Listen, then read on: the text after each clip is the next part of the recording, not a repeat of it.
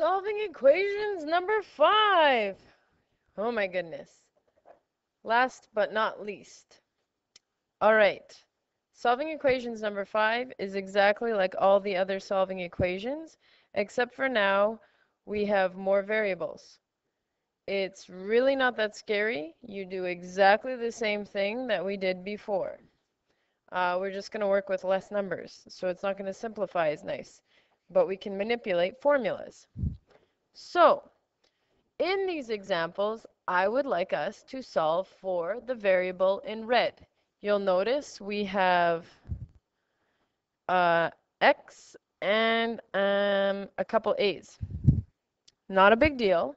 I'm asking you to solve for the x. So we're trying to get this x by itself. This is the one you isolate. You do this exactly the same way that you would do any other question. So if I would like to isolate this x, I need to get rid of this 2a.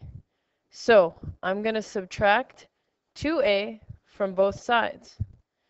This leaves me with 3x on the left-hand side. These 2a's go away, and I'm left with 8 minus 2a, which is 6a. Now, to isolate this x, I need to get rid of this 3. It's 3 times x, so I divide both sides by 3. I'm left with x. On this side, the 6 and the 3 reduce. 6 divided by 3 is 2. So I'm left with 2a. Now that the x is completely by itself, we're done.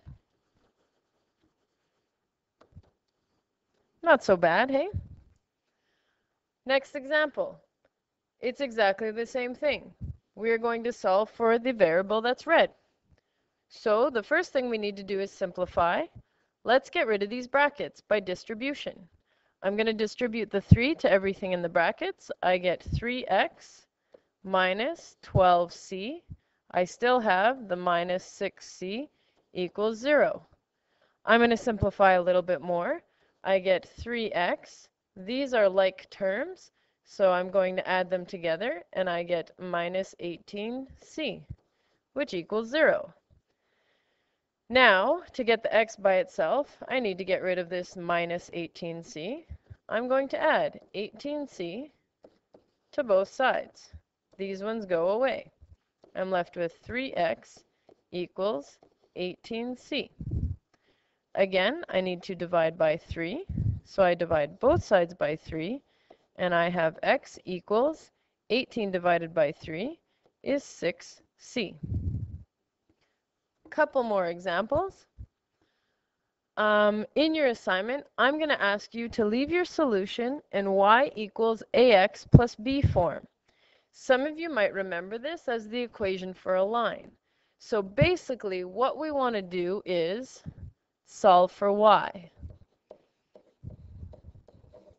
We want to leave the term with x's in front, and then the other term with no variable at all on the far right. I decided to pick a really ugly one. Does this remind you of solving equations 4? Let's get rid of these fractions. To get rid of the 3 and the 5, which are divided by 3 and divided by 5, I do the opposite operation. I multiply by 3 and 5. So I multiply this term by 3 and 5. I multiply this term by 3 and 5. And I multiply this term by 3 and 5. Now I reduce. So my 3's reduce, my 5's reduce, and that's it.